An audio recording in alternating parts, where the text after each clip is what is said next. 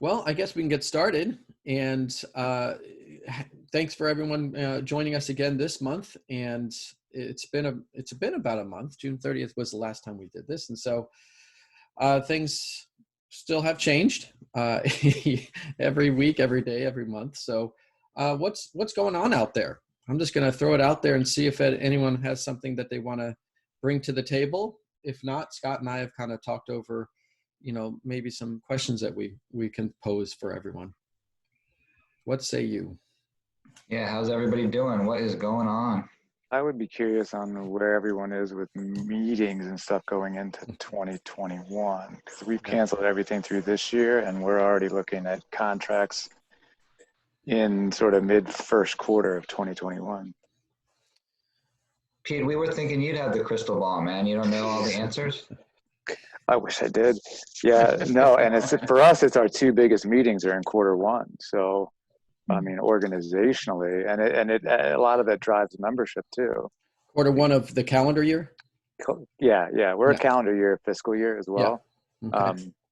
So we have our two biggest events in the first quarter every year. Luckily this year we got one in before all this hit, but we're already looking at next year. And I am concerned about that from a membership perspective too, because without those, big meetings, I mean, we already are looking at other opportunities, but just kind of curious. The same goes for us. Our meetings drive membership recruitment and retention in a lot of ways.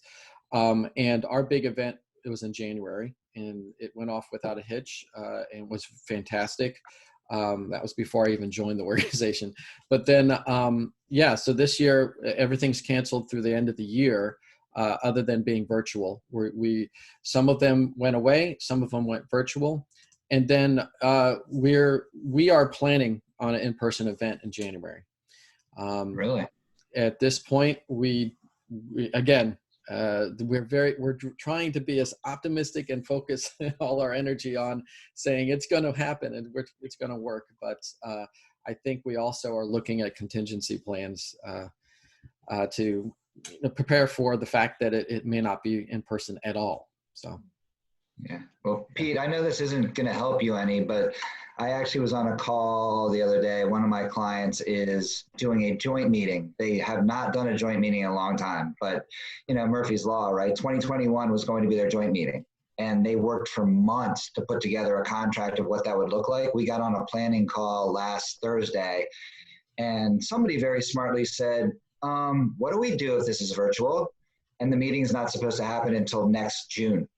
So June of 2021. And so they're already trying to figure that out. And I think, unfortunately, the only thing we can predict right now is that there is a possibility that it's going to be virtual.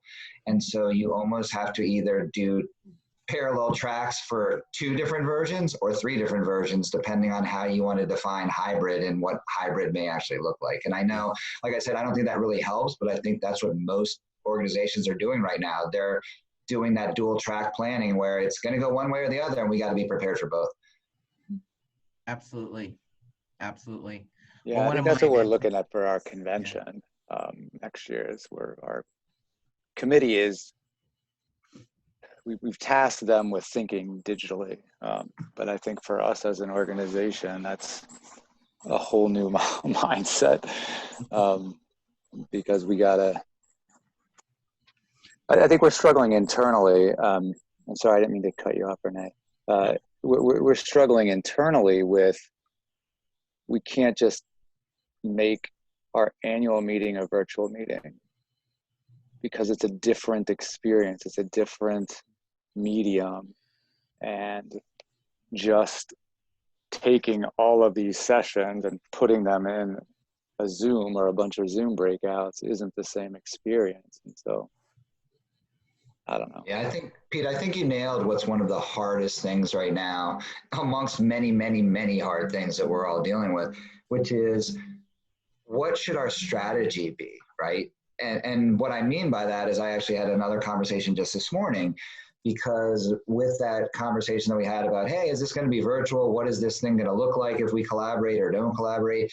It also has brought up a lot about what is our education strategy and what is our community strategy, right? Because I personally believe, and this is again just my perspective, I think that when we get back to being able to have face-to-face meetings, people will come back. But it's going to be a segment of the people that are looking for something different than the people who are currently, for the most part, doing online, because they're looking for education, right? Some people are looking for education, which is the purpose of some events, and some people are looking for connection, which is also the purpose of some events.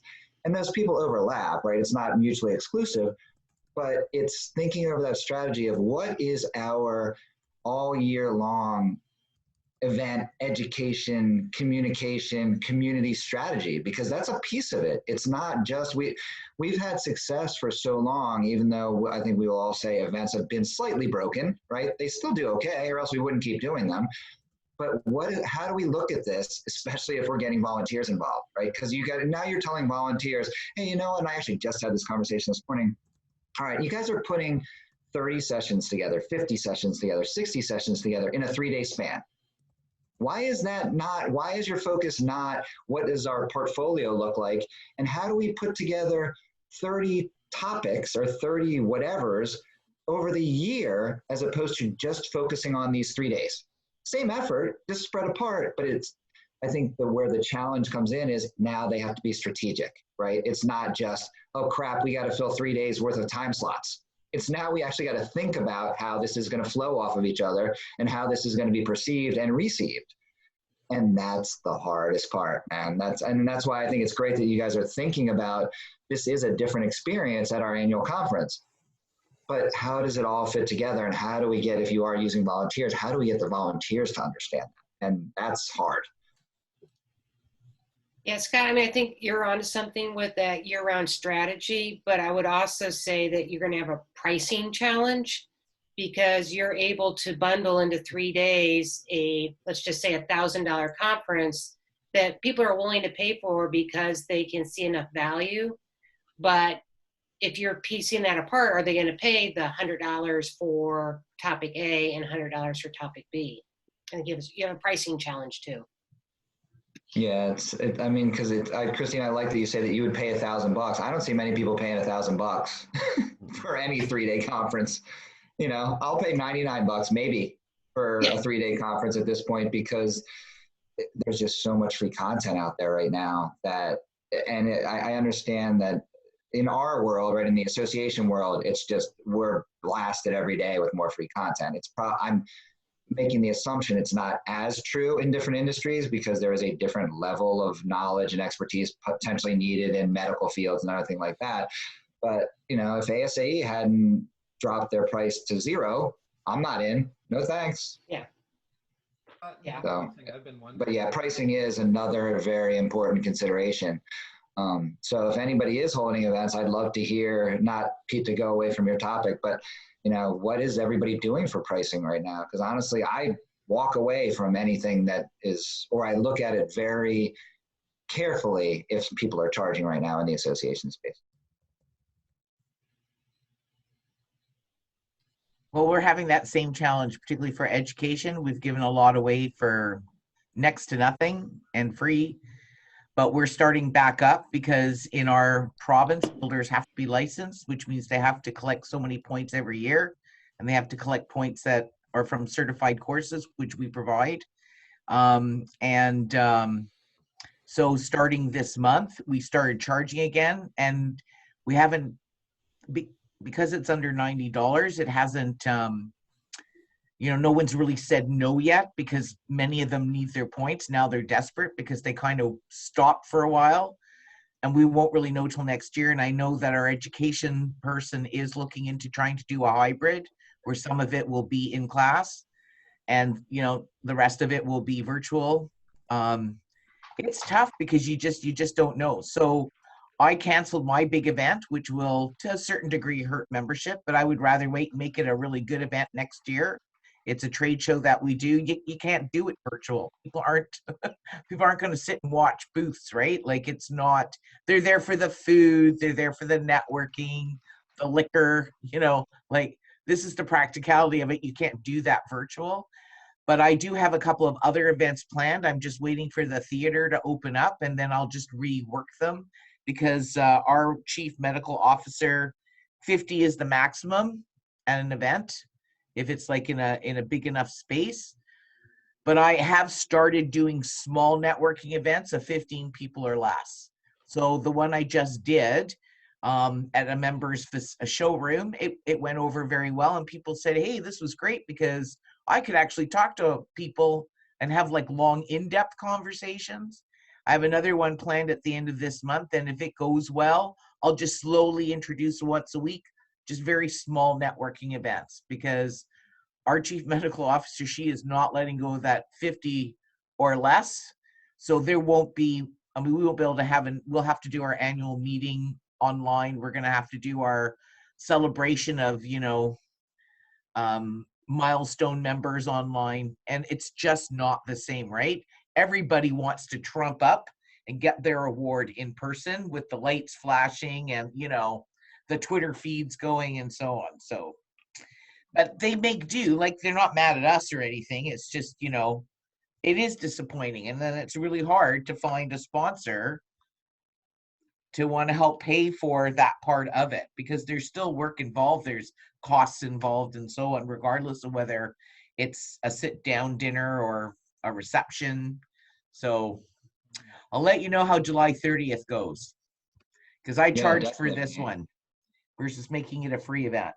So I am getting uptake for it, but I won't know until next week. We can share it with you guys next week. But small is good. People don't seem as nervous, and they will have to wear masks. I don't have a choice in that.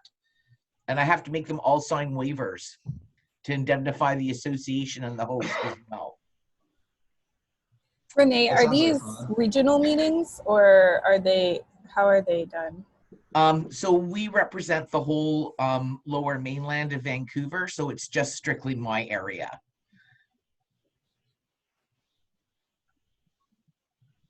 Has anyone we're looking at potentially doing regional, smaller gatherings like that as well. Has anyone had any success with that, or started doing that, or started looking into that yet? We have not. Our members, even regionally, are not willing to travel. Maybe they would come to something super local, because according to our survey, they were comfortable traveling by their own car. Right. But not anywhere they have to stay overnight or anything like that. Lee, we're a little different. I think what we've been looking at is that we represent multiple specialties within the medical field.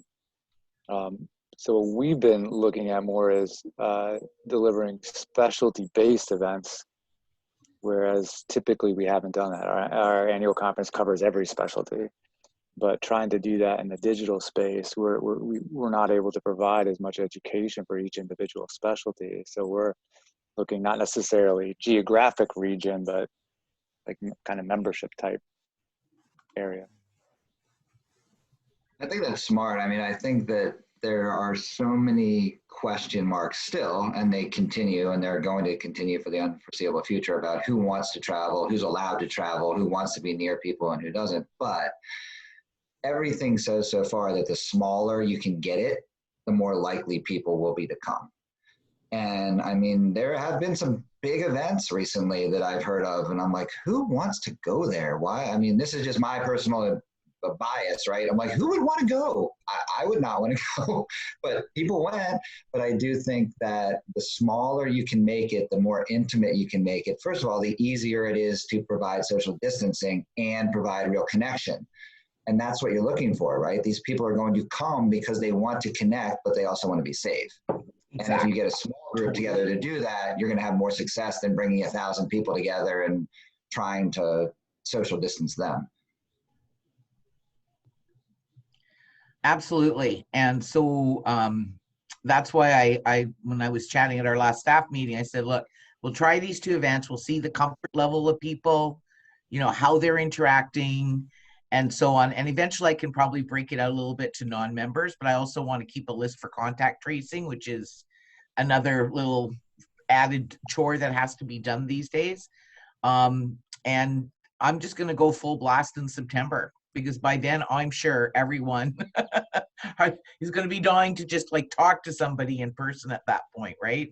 And I notice a lot of people are on vacation right now, so good on them. BC has opened up all the parks and stuff, and you can travel locally now with certain restrictions. But I mean, yeah, I'm hoping by September, and if I can get it going, I'm gonna try, because people want to talk to people. I don't mind virtual. I mean, in this case, it works great. But when it's your own like sort of clan, so to speak, they want to be talking to one another, particularly in building business, right? Builders want to meet suppliers because everyone needs to know the latest and greatest, and suppliers want to meet builders because, oh gosh, they'd like to sell something. There's a concept, right? So that's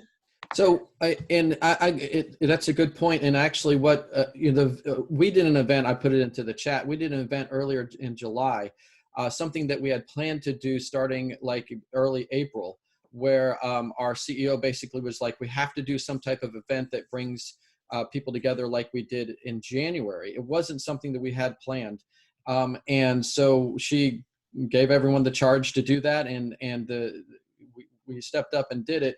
But the type of event that we have, that's our big event, is where they get together. There is some education for everyone, and some keynote and those type of presentations. But really, it's about they're getting their executives from the companies together in individual meetings. And so, like a food product company like Nestle, let's say, is meeting with a large franchise or independent operator of like 20 stores, grocery stores. And those CEOs sit down and meet like individually, talking as an appointment as part of the event.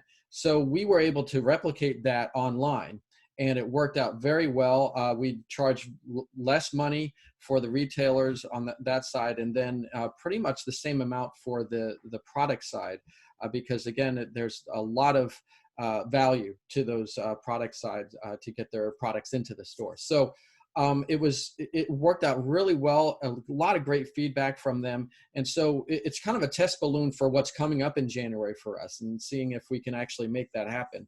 Although all the peripheral type of activities, like you said, the sponsors, exhibits, even we have a big fundraising event during that January event that generates a ton of money for our foundation. And we're all worried about all those things. And there's no way that we're going to be generating the revenue that we did in January if it's not in person, and we don't have the participation level. So I think I'm kind of bringing it back to membership. There's a lot of value to our members for that type of activity. And I was wondering if there is something that, once now that we know that virtual is kind of the way that meetings are going, how do we make sure that membership is still taken care of during that time? Or what can we do to make it an experience that actually provides the value that they would receive in person, but maybe in a different way? Does that make sense? So if we had our housing awards, our local housing awards, and we were very worried we're going to lose our sponsors. So we were fortunate that our what we call a soiree. So it's an evening where we announce in a nice fancy place with lots of good food and drink who the finalists are for the various award categories. And then we were shut down, right? Like the health officer said, that's it. You're all in lockdown. So we had to now take our housing awards, which would have been at a great big fancy hotel, about 500 to 600 people, and make it virtual. And so what we ended up doing, it was actually really well done. We had little breakout groups, and there was a lot of fun involved. And we offered all the sponsors not only the digital, advertising that would kind of come with it, but we also offered them the opportunity for two things. One was to go to the finalists' homes or offices and bring a goodie box, which we filled with all kinds of cool stuff, including a little bottle of champagne and so on. And then we gave the sponsors the additional choice of taking the actual trophies to everybody. So when we did that, there was less complaining and wanting a reduction in price. But it would still, they still would rather have had the chance to talk to 100 people, right? Like it's not really comparable, but it made them happy. And at least for a number of the sponsors, they got an opportunity to talk with people they've been trying to get a hold of and haven't been able to, right? So talk about fortuitous in that respect. So it worked out. It really did. I mean, and it was very successful from a social media rating standpoint and so on. But honestly, everybody, like I was at a small party where we were watching it as a group.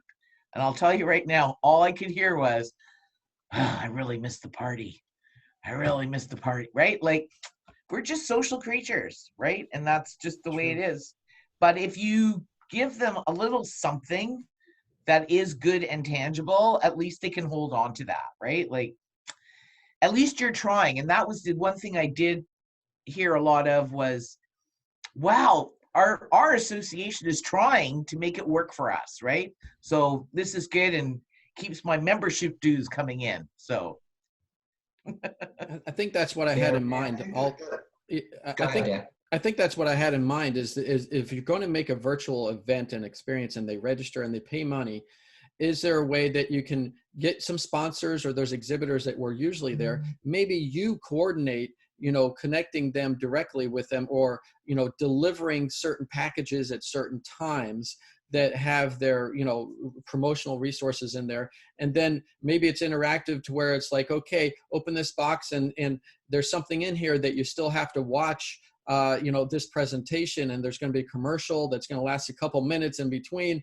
Check your code on that, and then we'll know who wins the prize. Or, it's almost like you've got to create that type of experience that you can sell to your sponsors and exhibitors to say, we still want to connect you with our members, and we still want them to see the value that you provide. And it's you have to be the go-between, or it's kind of lost. Oh yeah, no, absolutely. I mean, it was a lot more work for the ladies in marketing there, but I mean, in the end, it made everyone happy. They're still all members, even better. We're doing golf next month on August 31st and September 1st. We sold out the one day, so we added a second day. Nice. There are so many rules and regulations. It will not, there's no banquet that everybody is going to miss. And already I'm getting, why aren't we having a banquet? And it's like, it's called social distancing, come on, get with the program. But we did get sponsors. They are going to be allowed to, at least be there to a certain degree. Mm-hmm. The food is being given to them as they go along, like so we were able to work something out, and out of it, we're actually going to make some pretty good coin and still support the scholarships. That's a great idea. And you set up tables on each tee, and that's enough distance. No, can't do tables, that. No? Can't do that. We can only do it with signage. Oh, okay. Yeah, Dr. Henry would be very upset with you. Okay. If you went and did that. Sorry, Dr. Henry. So no, it's. I mean, you know what I mean? It's like here, we're doing the best, and we had to switch golf courses to do it, but everybody is just so happy to be out golfing and talking to somebody. That's what it boils down to, right? So I'm hoping for the awards, we can do something like we did like when I do the milestone awards, the industry awards, we can find sponsors who will want to go to those places and hand the awards over and stuff. Well, we're going to see. I mean, we could also get certain things unrestricted again. I don't know. Our 50, by the way, the number 50 comes from the fact that the medical officer says 50 and less is a lot easier to do contact tracing on, say, versus 50 plus. And so this is why if you do any event, you have to keep a list of everybody. So now I have to tell people, look, you have to RSVP. You can't just drop in, and so on. So, and with golf, they're doing an amazing rotation schedule, as they go on. So you start at 7:30, the next one's on at 8. Like, it's crazy, but it's there. Hey, 2 days, right? Sold out. So it'll be good. I hope. I hope everyone gets what they want out of it. So it's tough though. Like this is crazy. And honestly, I don't know if you guys know of a thing called Buildex. I know they do some of them in the United States, and they called me up and they said, oh, you know, we're going to do one in April. And I said, you are? Because I don't think the chief medical officer is going to let you do. I'm pretty sure until at least April next year, there'll be no large gatherings here. So Yeah, they small haven't is the really answer. Yeah, they haven't really said that here yet, but it sort of seems like that's where everything's trending.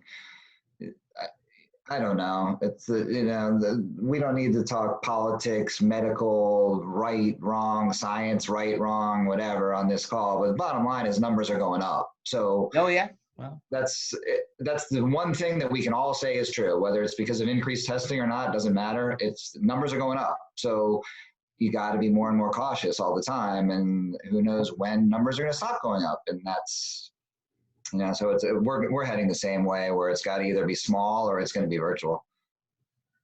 absolutely. Our numbers aren't going crazy up or anything, but there has been a slight uptick as we opened up, you know, salons and things. But you know, they had a party in another province, 200 people showed up. And now they're worried because those 200 people could have, you know, be causing hundreds more cases, right? Like, this is the thing. You don't know. All you can do is try to diminish, right? Like, keep things kind of at bay. You can't stop this thing until we get a vaccine, unfortunately, which thank God they're working on. So yeah, Renee, you guys just got to keep the Americans out. Apparently, that's one of your strategies, is keep the Americans away. well, I'd you know, I'd keep the Americans away if I lived in Canada. I would too. I'm trying to keep them away here. Listen, I have nothing against Americans. I want you to know this right now. I have a lot of great friends who are Yanked, but you have to understand, like, we're a much smaller country in certain respects, and other than, you know, transportation and, you know, all the nurses and doctors we send down to Detroit, etc., you know, we're being careful. We have to. So we learned our lesson in nursing homes. I don't know if you heard about what's been going. Yeah. So yeah. I don't care about the politics of it all. I only care about my members right now, and I'm trying to figure out what to do to make them happy so that I have a job to come to, and they also thrive as well. So My association only does one big live event every year, normally in September, October, November. But we have chapters. We have about 15 chapters, and part of their agreement with us is they have to do at least 4, and it's supposed to be in-person events every year in order to receive some funding from us. So of course we've changed that to any virtual event they do. I think a lot of them were doing virtual events anyways, and always were like, why can't this count towards our, you know, required 4 events? And we're trying to say, well, what you can do that we can't do is provide a local experience. And so that's why we need you to do in-person events. We can do virtual events every day, but that's not, you know, you're trying to do a local experience in person that we can't provide. So right now we originally said through the summer, and now through next March, all their virtual events will count. And towards meeting their 4 meeting requirement, you know, in our signed affiliation agreement with them. But I'm curious to see when next year rolls around, if we get a lot of pushback about, well, why can't we always count these virtual events? Plus, by the way, if they do a really good job of virtual events, they're competing with us. So we don't know how to nicely say that to them now, but like, hey, if you have such a great webinar for your members, why don't you have us do it for all the members? So, well, Sharon, you bring up an interesting point with that, because now that I'm in California, I'm involved with CalSAE, and we have regional councils, right? Like there's a San Diego Regional Council, Orange County, up near San Francisco, whatever. And so the executive leadership of CalSAE brought us all together and said, okay, we want you guys to do events, virtual events, right? We know they're going to be virtual, do virtual events. And most of the regional council leadership, which is all volunteers, said, why are we doing this as regional councils? There is no region in virtual. Virtual is virtual. It's the whole country, let alone the whole world. So exactly. why are we not collaborating on this? And let's make it a CalSAE event, not a San Diego region event, because there is no San Diego region in virtual. And so that's important, right? We are taking a lot of the limits off of things that we're doing. So you're exactly right. It's just, it's new, you know, it's brand spanking new. So that philosophy and that perspective has to work where you're 100% right. Hey, you know what, you guys, if we're doing virtual, why can't this lift all of us? Why is this only lifting you? And it's a different conversation that may not be easy depending on sort of what that collaboration or lack thereof is with your chapters or regions or anything else. It's a challenge. I think it'll continue to be a challenge.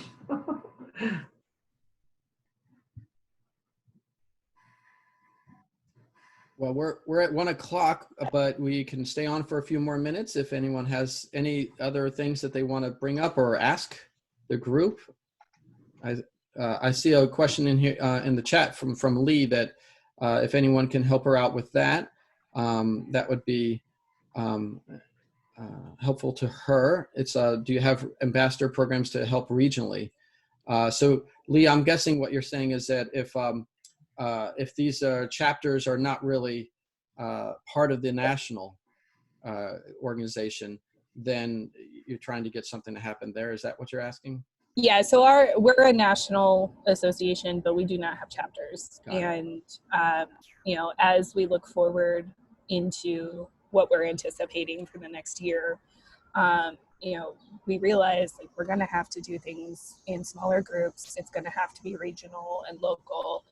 And how do we do that? So last year we had an ambassador program approved. It didn't really get off the ground for various reasons. So now we're trying to get it off the ground, specifically to help out with a variety of things, but with those regional events and making sure that we're still connecting members who are either, in our case, either physically located there or who are lobbying in those states. Yeah, Lee, as I mentioned, CalSAE does this. And so I can only really speak from the volunteer side, right? Because I'm now the vice chair, I guess, of the San Diego Regional Council of CalSAE. And part of our role has always been to be ambassadors and grow participation within the San Diego region. My only comment to make is that I like it and I like the people that I've met, but we could really, in many ways, use more help from CalSAE. And what I mean by that is they kind of give us a list and say, here are the people who are in your region. Now figure out what you want to do. Okay, that's nice because you've told me who the people are, but I need a little bit more, right? Like I'm happy to help, but you got to help me help you. And maybe I'm looking to be spoon-fed a little bit too much, but I would guess that most volunteers are like, hey, you know what? I'm happy to do what you want me to do. Just help me do it. And right. then, give me instructions, give me something specific, something tangible that I can do. Yeah. And so that was going to be my comment is I think that however you do it, there will be people who are going to raise their hand and say, I'll help. Right. But the last thing you want is for people to raise their hand and say, I'll help, and then to be frustrated and never want to help again. So That's really my only comment with CalSAE. I mean, CalSAE is, I don't know how big your staff is, Lee, but they're now, because of some furloughs and some other things, down to, I think, like 4 or 5 people. And so their membership person is not a full-time membership person. Their membership person does membership maybe 25% of the time. And the membership person is the one who's managing the councils. So I get why the membership person can't give us everything that we need, but in the ideal world, they would be able to give us everything we need because there's value there. I mean, if we're going to have sort of an ambassador program, let's have an ambassador program, not a half-assed ambassador program. Well, and that's exactly what I'm trying to avoid as well. We're a small staff association. There's only 5 of us. I'm the only membership person. So, you know, trying to make sure that we're utilizing this fully for a variety of things, including recruitment, engagement, you know, events, things like that. So I really appreciate that feedback. I mean, as we all know, volunteer perspectives are so important. So I appreciate that a lot. You're welcome. I just had a question. It kind of came up earlier here. Somebody asked about numbers in virtual. And I don't know if there's, I know we kind of talked a bit about it when it came to virtual versus fees and sort of all that. So I don't know how you guys all see that tying together, because I think Scott mentioned too, and we're in this boat where every sister organization, competing organization is just throwing out content for free. And so we're competing with free content, yet we have obviously a definite financial need to fill in where our in-person events have been canceled. So even though our digital space and our digital, our metrics are up on the digital side too, we're just starting to do events where we're charging.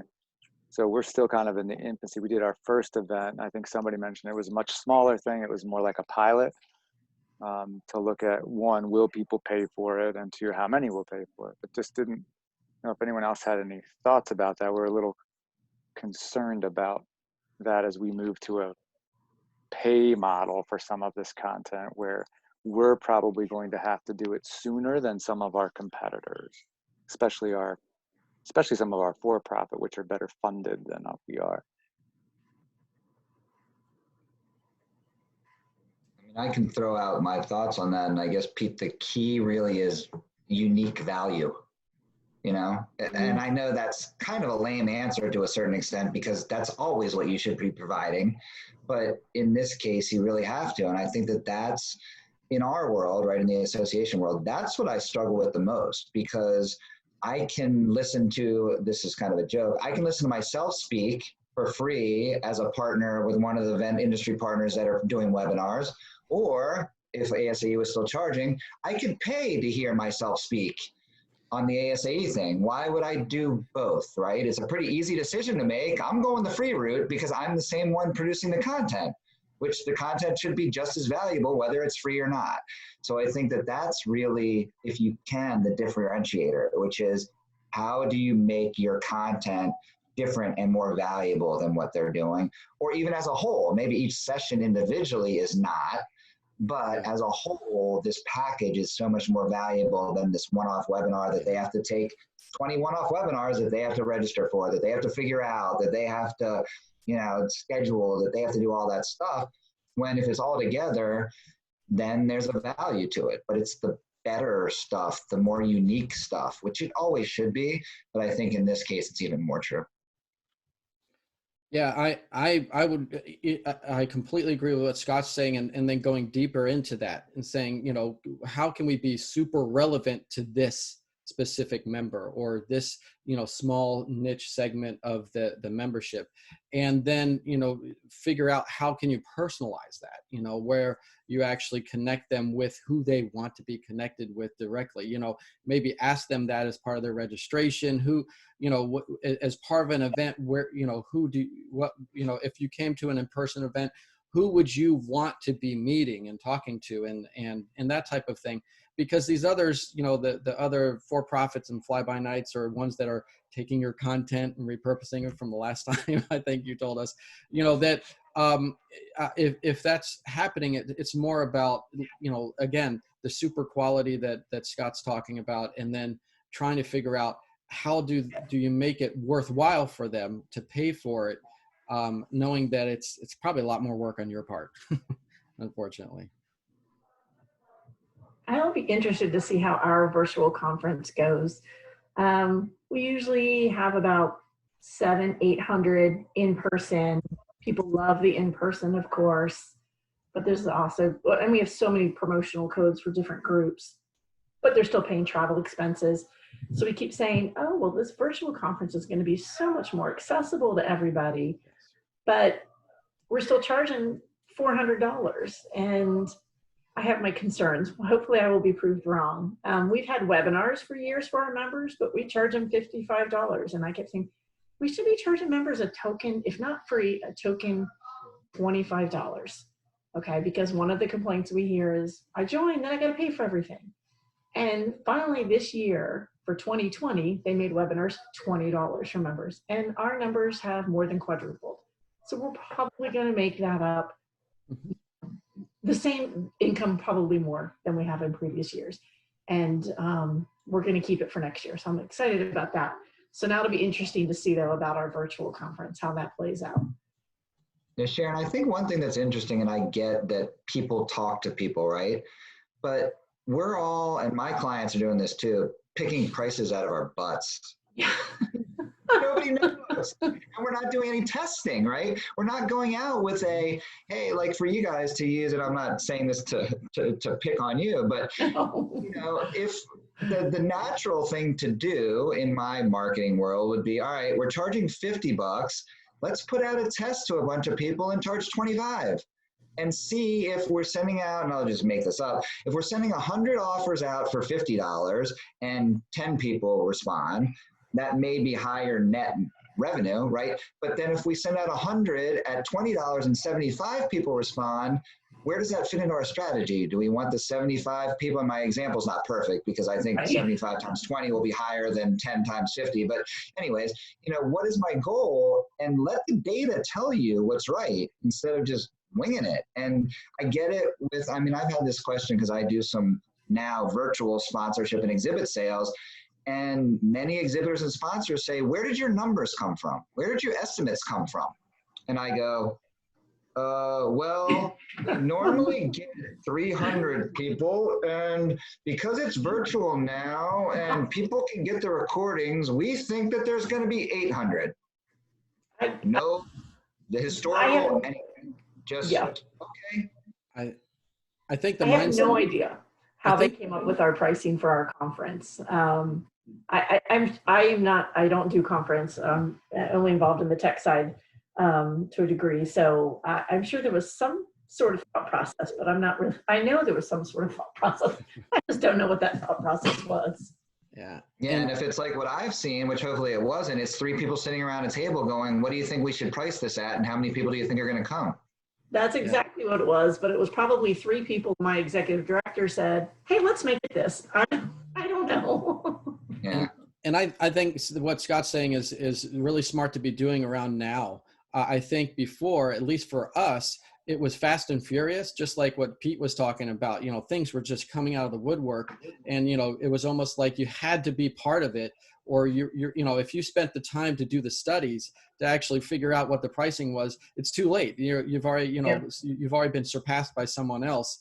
So it's almost like, you know, you keep doing, and then as you're doing, maybe you figure it out by doing rather than doing the surveys. But I think the research is important.